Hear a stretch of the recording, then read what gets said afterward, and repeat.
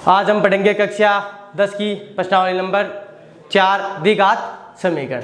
सबसे पहले बात आती है कि द्विघात समीकरण क्या होती है। द्विघात समीकरण वह समीकरण होती है जिसमें जैसे कि मान लीजिए कोई अक्ष की समीकरण मान लीजिए, उसमें अगर अक्ष की पावर 2 होगी, मतलब मैक्सिमम पावर अक्ष की 2 होगी, उसे क्या कहेंगे? द्विघात समीकरण। जैसे कि एक द्विघात समीकरण है, ये एक द्विघात समीकरण है। चाहिए ये मान लीजिए ये भी एक द्विघात समीकरण है, क्योंकि इसमें मैक्सिमम अक्ष की पावर कितनी है? 2।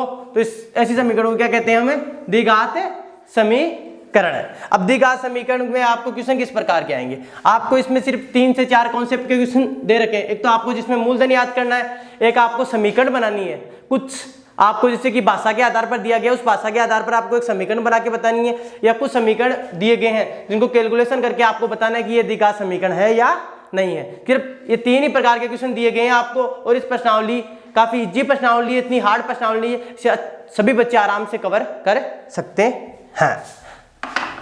तो हम बात करते हैं इसके क्वेश्चनों की। इसके क्वेश्चन किस प्रकार के आएंगे, तो मैं आपकी किताब से ही कुछ क्वेश्चन लेता हूं। जैसे कि आपकी किताब में जो आपकी प्रश्नावली नंबर 4.1 है, उसमें क्वेश्चन दिए गए हैं। मैं आपको उनमें से कुछ अच्छे जो क्वेश्चन है वो कराता हूं। तो इसमें से एक क्वेश्चन दे रखा है आपकी में, आप अपनी किताब में क्वेश्चन मिला सकते हो।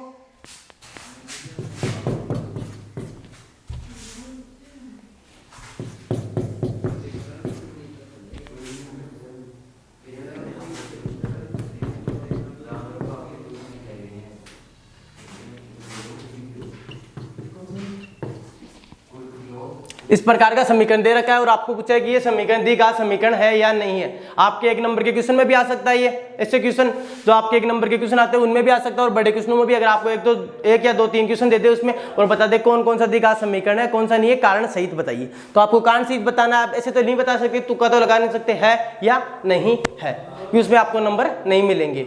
आपको पूरा तरीके से करके बताना, हाँ इसमें नहीं आ रही पावर, जैसे किया आपको दे रखा है कि अक्ष की आपको दोनों तरफ मल्टीप्लाई करके एक समीकरण बना लीजिए। पहले आपको यही है कि जितना आपको मल्टीप्लाई दे रखा है, इस समय मल्टीप्लाई दे रखा है कि x -2 मतलब कि x -2 कोष्टक x +1 1 ये दे रखा, आपको इनको गुना कराना है। आपको ये पता होगा कि a + b,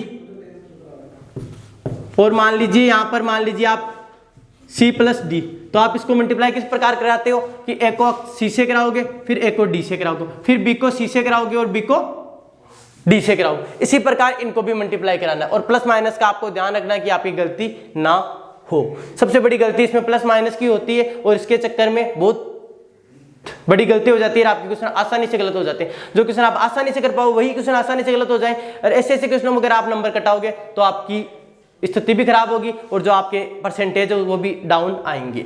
जैसे ये क्वेश्चन करते हैं, इससे इसको मल्टीप्लाई किया तो आ गया आपको क्या आ गया? x square. x into x को हम x स्क्वायर लिख सकते हैं ना, तो लिख दिया x स्क्वायर। अब करेंगे x को 1 से, x को 1 से किया क्या आया? x, लिख दिया प्लस x। अब ये संख्या है माइनस की, अब माइनस के 2 को x से गुना करें तो क्या आ गया? माइनस के 2x। अब माइनस को 2 के 1 से गुना किया, क्या आ गया? -2। अब इसी प्रकार इसको मल्टीप्लाई कराते हैं, x को x से गुना किया x स्क्वायर, x को इससे गुना किया प्लस 3x, फिर -1 से x को किया -x, फिर -1 को 3 से किया, फिर -3। कुछ नहीं करना, जो कट रहा है जोड़ रहा है, जुड़ रहा है कट रहा है, उसको कीजिए और एक तरफ सारे मान को ले आइए। पहले हम करते हैं, ये क्या है? x स्क्वायर, लिख दिया x स्क्वायर। अब देखिए x का मान सिर्फ इसमें क्या है? प्लस का, ये माइनस के 2x, ये प्लस का है ये माइनस का है, तो क्या आएगा? माइनस का x, क्योंकि देखो प्लस का अक्सर माइनस के 2x। आप मान लीजिए हमेशा इनके आगे 1 तो होता ही है, ये 1 है ये माइनस के 2। अब प्लस का 1 और माइनस के 2 तो हमेशा क्या आएंगे? माइनस का 1, और x हमेशा साथ लगेगा, और ये आ गया 2। अब इसको इधर सोल्व करते हैं तो आ गया x स्क्वायर, इसको इससे माइनस किया प्लस का 2x -3। अब आप इधर ये है इसको इधर ले आइए, जो इधर है प्लस का वो इधर आकर माइनस का हो जाएगा, जो इधर माइनस का वो इधर आकर क्या हो जाएगा? प्लस का, और ये समीकरण 0 बराबर आ जाएगा। तो आपका समीकरण कुछ इस प्रकार बन गया, x स्क्वायर -x -2, और फिर आ गया माइनस के x स्क्वायर माइनस के 2x और माइनस का 3 था, इधर आके क्या हो गया? प्लस का 3 बराबर 0। अब आप इस समीकरण को हल करोगे। देखिए आप, एक तो सबसे बड़ी बात यहाँ पे आ जाती है कि स्क्वायर किसका है? प्लस का, और ये x स्क्वायर किसका है? माइनस का। अब ये एक चीज अगर प्लस किया जाए, एक चीज माइनस किया जाए, हमेशा अगर सेम सी चीज हो तो कट जाएगी, वो कट जाएगी, इसका मान 0 हो जाएगा। अगर आपको पता कि x की पावर 2 ही नहीं आ रही है तो ये द्विघात समीकरण तो नहीं है, तो द्विघात समीकरण नहीं है तो कौन सी समीकरण, कैसी समीकरण बन रही, ये भी हम अगले को दिखा देते हैं। देख लीजिए माइनस का, ये भी माइनस का, माइनस माइनस का जुड़ जाएगा तो माइनस का 3x, और ये माइनस के 3 और ये प्लस का 1, प्लस का 3, माइनस के 2 और प्लस के 3, तो क्या गया प्लस का 1 बराबर 0। इस प्रकार का समीकरण बन रहा। क्या ये समीकरण द्विघात समीकरण है? नहीं है, अतः ये द्विघात समीकरण नहीं है।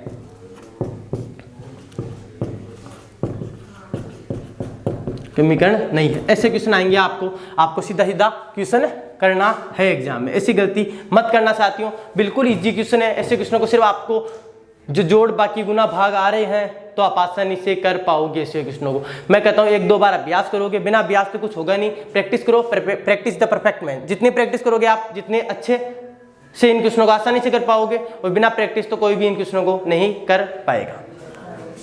तो आप थोड़ा सा आगे चलते हैं। इसी में एक क्वेश्चन और कराता हूँ आपको। ये समीकरण नहीं बन रहा, इसी प्रकार के क्वेश्चन बन रहे। अगर आपको किसी क्वेश्चन से दिक्कत आ रही है, आप हमारे टेलीग्राम चैनल की हर वीडियो में भी लिंक रहती है, और जो हमारे चैनल है उसके ऊपर भी लिंक है। आप टेलीग्राम के माध्यम से मैसेज कीजिए, हम आपको उस क्वेश्चन का या तो वीडियो प्रोवाइड करवाएंगे या उस क्वेश्चन का सॉल्यूशन आपको अच्छा आसानी से और शॉर्टतम रूप में जिसमें आप समझ पाओ वो आपको प्रोवाइड करवाएंगे। अब इसी में से एक क्वेश्चन और ले लेते हैं हम।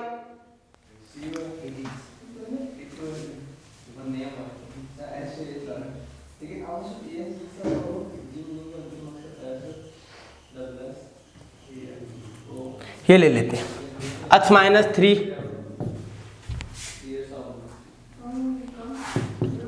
2x प्लस 1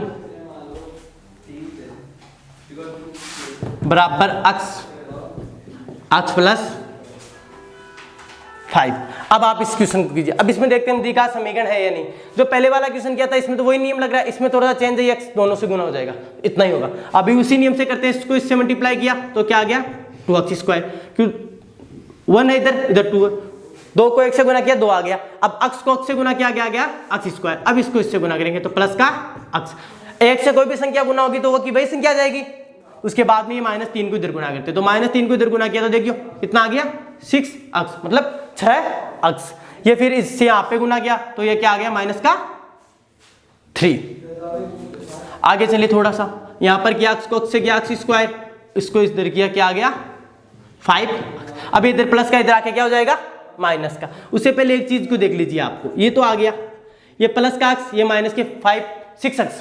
तो आपको अब इसका आंसर क्या जाएगा, ये प्लस का 1 हो गया, ये माइनस के 6 हो गए। प्लस का 1 माइनस के 6 कितने हो जाएंगे माइनस के 5, और x तो लग रहा है इनके साथ तो ये x आ गया, और माइनस के 3 बराबर क्या हो गया x स्क्वायर प्लस 5x।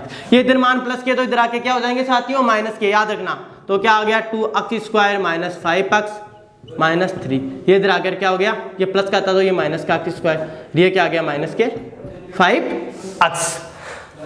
कीजिए, ये कट गया एक, तो इधर देखिए 2x स्क्वायर प्लस का और माइनस का x स्क्वायर, मतलब कि प्लस के 2 और माइनस के 1, प्लस के 2 होंगे और माइनस के 1 होंगे तो क्या आएगा प्लस का 1। प्लस का 1 आगे 1 लिखने को जरूरी होती नहीं है, और क्या दीजिए x स्क्वायर लिख सकते हैं हम, यहाँ पर लिख सकते हैं 1x स्क्वायर भी लिख सकते हैं या ये भी लिख सकते हैं। अब देखिए माइनस के 5x और माइनस के 5x, दोनों संख्या माइनस के हमेशा जुड़ जाती है ना, तो माइनस तो माइनस के कितने हो गए 10x, और ये माइनस का 3। ये आपका आंसर आ गया। और 1 लिखे या ना लिखे वो आप पर, अगर आप 1 भी लिखे होगे तो आपका कोई गलत नहीं करेगा। इस प्रकार जो आपका पहला क्वेश्चन है 4.1 में जो आप आसानी से कर पाओगे। अब दूसरे क्वेश्चन के हम क्वेश्चन करते हैं कुछ।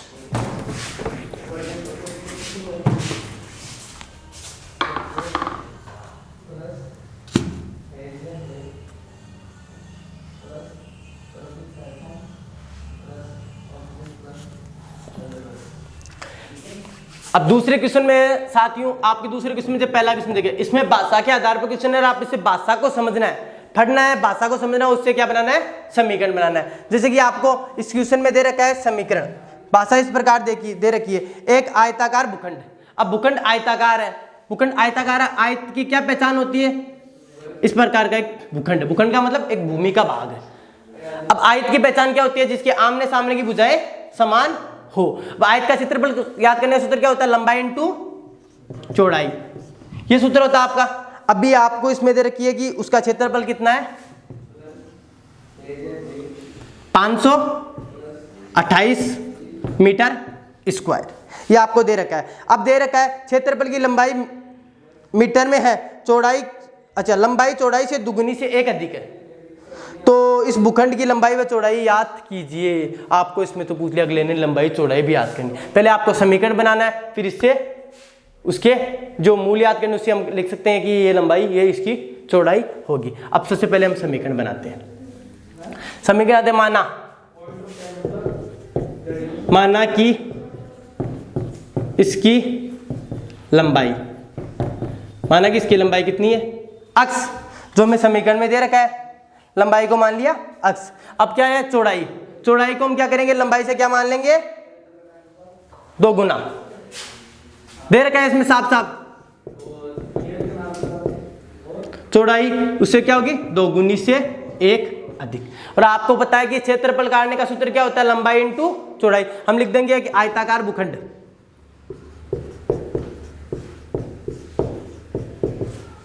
कार खेत या भूखंड की का क्षेत्रफल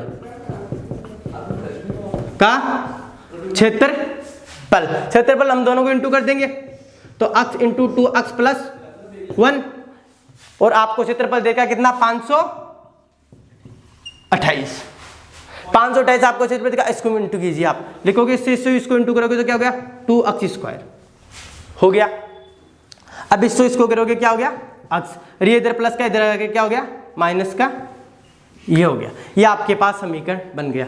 अब इस समीकरण को आपको गुणनखंड विधि से हल करना है। गुणनखंड विधि से हल करके इसके मूल याद कीजिए। जो मूल आएंगे वो एक लंबाई होगी, एक क्या होगी, चौड़ाई होगी। ये आपको पता है, जो लंबी हो जाएगी वो लंबाई हो जाएगी, जो कम हो जाएगी वो चौड़ाई हो जाएगी। अब आपको याद करने, अब सबसे बात आती है कि सर इसके गुणनखंड करें तो किस प्रकार करें। अभी आपको पता है गुणनखंड करने की विधि है कि इन दोनों को गुणा करें, जो संख्या है स्क्वायर में और जो सी हमारा अक्षर पता था, इनको गुणा कर लीजिए जो भी मान आए। अब जो मान आए वो ऐसी 2 संख्याएं जो गुणा करने पर तो ये आए और प्लस करने पर ये आए, प्लस या माइनस करने पर ये आए। अभी आप इन दोनों को गुणा करोगे तो आपका कितना आएगा, 528 प्लस 528, चाहे 2 से गुणा कर दीजिए चाहे जोड़ दीजिए, 1056। मतलब कि 2 ऐसी संख्याएं जिनको गुणा करने पर तो क्या है, 1056, और प्लस माइनस करने पर क्या है, अक्स, मतलब 1 आए। अब ऐसी संख्या क्या होगी, इसके जो टुकड़े होंगे वो होंगे प्लस का 33 और माइनस का 32 अक्स। आप इन दोनों को मल्टीप्लाई करोगे तो आपका क्या जाएगा, 1056, जो इन दोनों को गुणा करने पे आ रहा है। और आपको इनमें से माइनस करोगे तो क्या जाएगा, अक्स, जो अक्स इस समीकरण में आ रहा है। तो समीकरण को हम यहाँ पर हल करते हैं, लिख सकते हैं हम, ये समीकरण थी हमारी, इसका करते हैं गुणनखंड। अब इन दोनों को गुणा कराओगे तो क्या आ रहा है, 1056। अब मैं गुणा करना पे तो 1056 है, या प्लस माइनस करे तो क्या आएगा, 33 और 32, जो टुकड़े करेंगे तो आपका क्या जाएगा, अक्स आ जाएगा। तो इसके टुकड़े करते हैं इस प्रकार, प्लस 33 अक्स माइनस 32 और माइनस है आपको क्या दे रखा है, माइनस का 528। अब इसमें से कॉमन ले लीजिए आप अक्स।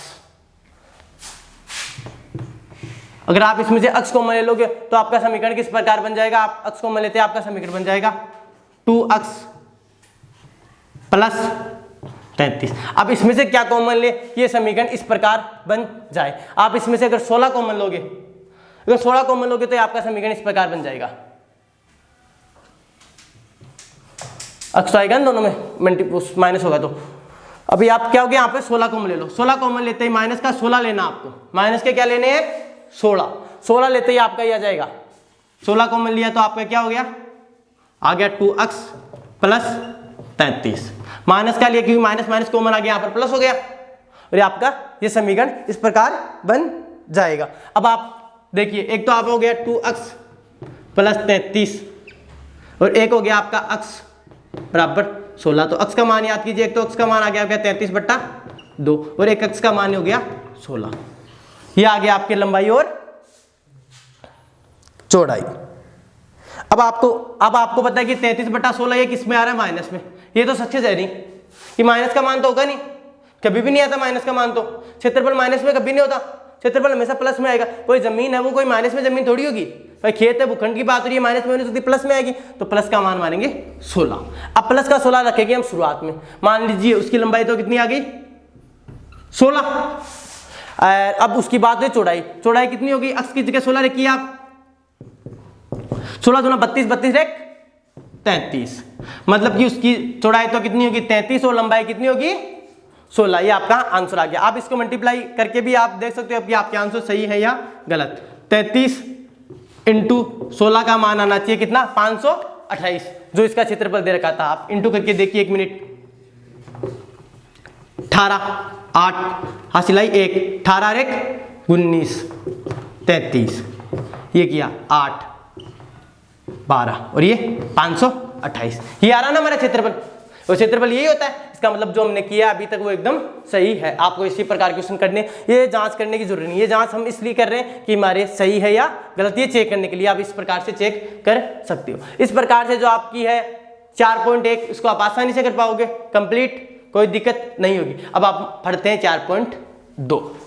हमने 4.1 जो अभी पढ़ ली है, अब पढ़ेंगे हम 4.2। तो 4.2 पढ़ेंगे अभी। अब 4.2 में ये चीज इंपॉर्टेंट हो जाती है कि 4.1 में तो हमने समीकरण बनाना सीखा है हमने। चलो एक क्वेश्चन में मूल याद किए थे, पर हमने मूलों के बारे में इतनी बात नहीं की। उसमें तो ये देखेंगे द्विघात समीकरण है या नहीं है, और भाषा से हम द्विघात समीकरण किस प्रकार बनाएंगे। अब इसमें क्या होगा कि द्विघात समीकरण के मूल किस प्रकार याद कीजिए, मतलब कि गुणनखंड विधि से मूल याद करने, और आपको इस प्रकार के क्वेश्चन आएंगे। अभी मैंने एक क्वेश्चन दे रखा है जो आपके उदाहरण में है, वैसे तो उदाहरण में से सभी बच्चे समझ पाएंगे, परंतु ये क्वेश्चन बहुत ज्यादा इंपॉर्टेंट हो जाता है, और ये मेरे हिसाब से 100% एग्जाम में आएगा। कि अगर इसे एग्जाम में से इस प्रश्नावली में से ये क्वेश्चन सबसे ज्यादा इंपॉर्टेंट क्वेश्चन है। करीब पिछली बार एग्जाम में नहीं आया तो इस बार आने की पूरी संभावना है इसकी, क्योंकि गारंटी है कि इस प्रकार के क्वेश्चन अच्छे बन रहे। अच्छे क्वेश्चन आपकी, तो आपका सिलेबस वैसे कम हो गया, अच्छे क्वेश्चन कम बच्चे हैं, और कम बच्चे वो आएंगे जरूर, इसलिए क्वेश्चन इंपॉर्टेंट होता है। एक बार इस क्वेश्चन को आप जरूर देख लीजिए, हर बच्चे को दिक्कत आती है इस क्वेश्चन में। 3x², उदाहरण संख्या 5 दे रखी है आपकी किताब में, x +2। अब बच्चों को सबसे बड़ी तो यहां पर आ जाती है कि सर इसके टुकड़े किस प्रकार करें, हम क्या क्या टुकड़े करें कि इसमें हो जाए। अभी आपको इन दोनों को गुणा करके देख लो 6 आएगा। अब इनके क्या टुकड़ा करें कि गुणा करने पर तो 6 है और प्लस माइनस करने पर 2√6 है। दिक्कत आती है कि सर क्या करें, सही है। अब इसका मूल याद करने, तो मूल बराबर आपको मूल याद करने, 2 मूल याद करने, क्या हो गया इसके मूल। तो देखिए आप अब ऐसे टुकड़े कीजिए कि गुणा करने पर तो आपके क्या है 6 है, और प्लस माइनस करने पर क्या है माइनस के 2√6। आप बताइए मेरे को √6 प्लस √6 कितने होते हैं, 2√6 होता है ना। रूट में कोई भी संख्या अगर सेम संख्या जुड़ती है तो उसके आगे 2 3 लग जाता है, जैसे एक्स में जोड़ते हैं x 2x, इस प्रकार होता है। अगर इसको गुना करें सेम संख्या से √3 गुना √3 हो तो हमेशा 3 ही आएगा। जैसे √5 गुना √5 को 5 से गुना कराएंगे तो हमेशा 5 आएगा। आप ये प्लस में और गुना में ध्यान रखना, गुना आएगा तो रूट से बाहर निकल जाएगा, और प्लस आएगा तो उसमें जैसे 2 आएगा 2 बार हो जाएगा। अगर यहाँ पर मान लीजिए 3 बार आ गया तो ये 3 बार हो जाएगा, 3√6, इस प्रकार होते जाएंगे। अगर आप उसको 2 संख्याओं को सेम संख्याओं को अगर रूट में गुना करा रहे हो तो एक संख्या बाहर आ जाएगी। और इसको आप ऐसे भी कर सकते हो क्योंकि इनकी आपको पता रूट की पावर कितनी होती है 1/2, आधार समान घाते जुड़ जाएगी, आधार आधा 1 मतलब कि 2 की पावर 3 की पावर 1, 3 की पावर 1 का मतलब 3। ये इस प्रकार आपके क्वेश्चन आते हैं। तो आपको आप समझ में आ गया होगा 6 किस प्रकार टुकड़े करेंगे। इसके हम इस प्रकार टुकड़े आसानी से कर सकते हैं ना। देखो 3x², ठीक है, माइनस के √6x और माइनस के √6x +2। अब देखिए आप अगर 6x रूट में दे रखा आपको, इधर भी क्या देगा रूट में 6x। अब √6 और √6 को इंटू करोगे तो क्या आएगा 6 भाई 6। रूट में कोई समान 2 संख्या को गुणा करोगे तो 4 है, और ये आपको दोनों माइनस में रखा है। अगर दोनों संख्याएं माइनस में हो तो क्या होती है, जुड़ती है, हमेशा जुड़ती है। तो क्या आ गया, दोनों जुड़ते ही दोनों जोड़ा जोड़ते ही क्या आ गया माइनस का चिन्ह, तो वैसे आ जाएगा भाई दोनों जुड़ रही है तो माइनस का चिन्ह आ गया, और फिर क्या आ गया 2√6, और जिनमें अक्स लग जाएगा तो ये क्या आ जाएगा, इसमें अक्स आ जाएगा। इस प्रकार टुकड़े हो रहे हैं ना आपके, तो इस प्रकार ये दोनों टुकड़े हो गए। अब दिक्कत आ रही है सर इसमें ऐसा क्या कॉमन ले कि ये दोनों समीकरण एक सी बन जाए। बहुत ज्यादा दिक्कत आती है बच्चों को, सर ऐसा क्या कॉमन ले इसमें कि ये दोनों समीकरण एक सी समीकरण बन जाए। तो आप मेरे हिसाब से इसमें से लीजिए √3 कॉमन लीजिए। क्या लीजिए, √3 कॉमन लीजिए। √3 कॉमन लोगे तो आपको देखिए इसमें क्या बचेगा, अगर आप इसमें से √3 कॉमन ले लोगे तो आपको पता है 3 को क्या लिख सकते हैं हम, √3 गुना √3 लिख सकते हैं। तो यहां पे क्या बचा, √3 अक्स ले लेते हैं हम, √3 अक्स ले लेते हैं कॉमन। तो यहां पे क्या बच गया, √3 और अक्स अंदर बच गया। ठीक है, √3 अक्स अंदर बच गया। इसके बाद में थोड़ा सा आगे चले, अब आ गया √6। अब √6 को क्या ले सकते हैं हम, √2 गुना √3, मतलब कि √2 गुना √3। अब इसमें से क्या कॉमन ले सकते हैं, इसमें से हम आसानी से कॉमन ले सकते हैं, क्या है भाई, √6 को हम लिख सकते हैं, नहीं लिख सकते, √2 गुना √3, क्योंकि इसका मान आ गया क्या, √6। अब देखिए आप इसमें से अगर √3 कॉमन ले लिया तो क्या बच गया, √2, और अक्स तो हमने कॉमन ले रखा है, √3 कॉमन ले लिया तो आपका ये बन गया। अब इसमें से क्या कॉमन ले, बात आती है कि सर इसमें से क्या कॉमन ले कि ये समीकरण ऐसा ही बन जाए। तो आप इसमें से √2 कॉमन ले सकते हो, क्या ले सकते हो, √2 कॉमन ले सकते हो। अब आपने √2 कॉमन लिया तो आपका क्या हो गया यहाँ पर, √3, क्योंकि मैंने अभी बताया था √6 किन 2 का गुना होता है, √3 गुना √2 का बराबर √6 होता है। अगर देखिए रूट में दोनों अलग अलग संख्या दे दी जाए, उसको गुना किया जाए, तो उन संख्या को गुना कर दीजिए, एक रूट में लिख दीजिए, यही होता है रूट के नियम का। तो इसमें कर दीजिए, आपने किया, क्या बचा, √3 अक्स बच गया। और आपको पता है ये अभी आपको यहाँ पर, अच्छा ये माइनस पर दे रखा, तो आपको माइनस में कॉमन लेंगे तो ये माइनस में आ जाएगा, कोई दिक्कत नहीं है। फिर ये क्या आ गया, √2, क्योंकि 2 किसका गुना होता है, 2 को हम ले सकते हैं ना, √2 गुना √2। अब एक √2 कॉमन तो ले लिया आपने, एक √2 तो बच गया 2 के अंदर, 2 के अंदर कितने √2 छुपे होते हैं, 2 √2 2 बार ये छुपे हुए होते हैं। अब देखिए आपके समीकरण 2 इस प्रकार बन गए, एक तो ये बन गया, एक समीकरण ये बन गया आपका, ये दोनों समीकरण सेम ही बन गया आपकी। अब देखिए आपके अक्स के मान क्या आ गए, अक्स के मान आ गए आपके √2/3, अक्स बराबर √2/3, यही आपके आंसर आ रहे हैं। ये 2 मूल होते हैं, ये 2 मूल आपके जो आपके उदाहरण में दे रखे हैं, ये इस प्रकार इसके दोनों आंसर आ रहे हैं। आसानी से इस क्वेश्चन को कर पाओगे आप, और जितनी हो सके उतनी आप इन क्वेश्चनों की प्रैक्टिस कीजिए। और आपको मैं 4.2 और 4.3 के जो बच्चे क्वेश्चन है, जो आपको मूल याद करना सिखा दे, थोड़े परिभाषा के क्वेश्चन है, वो आपको मैं पता कर आपको सिखा दूंगा। मिलते हैं अगली क्लास में।